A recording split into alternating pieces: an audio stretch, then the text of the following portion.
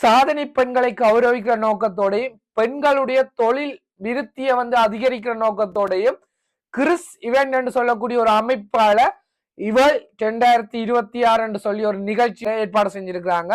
எந்த இடத்துல சொல்லி பார்த்தா பவியோன் சுவான்னு சொல்லி ஒரு பகுதியில இந்த நிகழ்ச்சி எதிர்வரும் 22ஆம் தேதி ஏற்பாடு செய்யப்பட்டுள்ளது.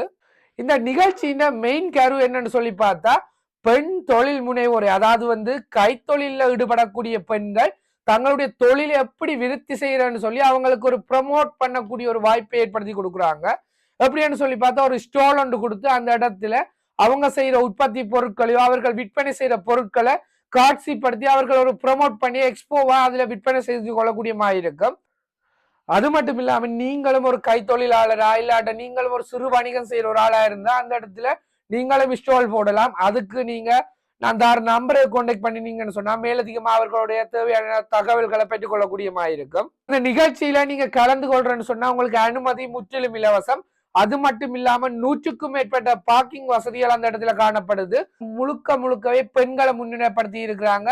பெண்களுக்கான ஸ்டால் தான் 100க்கு 100% அங்க காணப்படும். அது மட்டும் இல்லாம அந்த இடத்துல 5க்கும் மேற்பட்ட சாதனை பெண்களை கௌரவிக்கிற இருக்கிறாங்க. அது மட்டும் இல்லாமல் மாலை நேரத்துல நிறைய கலை நிகழ்ச்சிகள் நடைபெற காலமே 10 மணில இருந்து மாலை 4:30 மணி வரைக்கும் அவர்கள் தொழில் விருத்தியை செய்யக்கூடிய மாதிரி எக்ஸ்போ நிகழ்ச்சியாகவும் மாலை 5 மணில இருந்து 8 மணிக்கு உட்பட்ட கால பகுதியில கலை நிகழ்ச்சியால் அதோட பெண்களுக்குரிய கௌரவிப்பு, அதாவது சாதனை பெண்களை கௌரவிக்கிற வகையில ஏற்பாடு செஞ்சிருக்கிறாங்க.